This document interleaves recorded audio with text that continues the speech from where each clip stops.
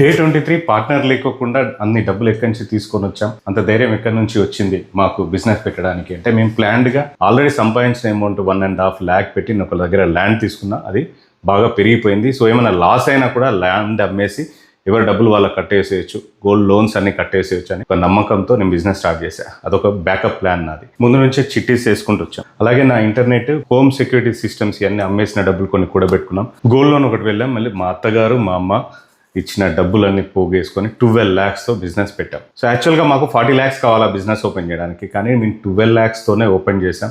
అంటే ఏది అవసరం అదే తీసుకున్నాం. ఎక్కడ వరకు ఇంటీరియర్ చేయాలో అక్కడ వరకు ఇంటీరియర్ చేసాం. ఎన్ని రూమ్స్ కావాలో అవే చేసేసుకొని మేము బిజినెస్ ఓపెన్ చేసాం. అంత ధైర్యంగా నేను స్టెప్ తీసుకోవడానికి మెయిన్ రీజన్, ఆల్రెడీ నేను 8 బిజినెస్ చేశాను. అందులో 2 ఫెయిల్ అయ్యా, మిగతా వాటిలో అన్నిట్లో కూడా నాకు ఎక్స్పీరియన్స్ వచ్చేసింది. ఆ ఎక్స్పీరియన్స్ అంతా ఇక్కడ యూజ్ చేశాను. నేను కస్టమర్ని డోర్ స్టెప్ వరకు ఎలాగైనా తీసుకురాగలుగుతాను. ఇలా స్టార్ట్ చేసిన ఫస్ట్ మంత్ మాకు 50,000 వస్తే చాలు సేల్ అనుకున్నాం. నేను ఎంత చేశాను తెలుసా? 1,19,000 చేశాను. సో అది బిగ్ అచీవ్మెంట్ మాకు.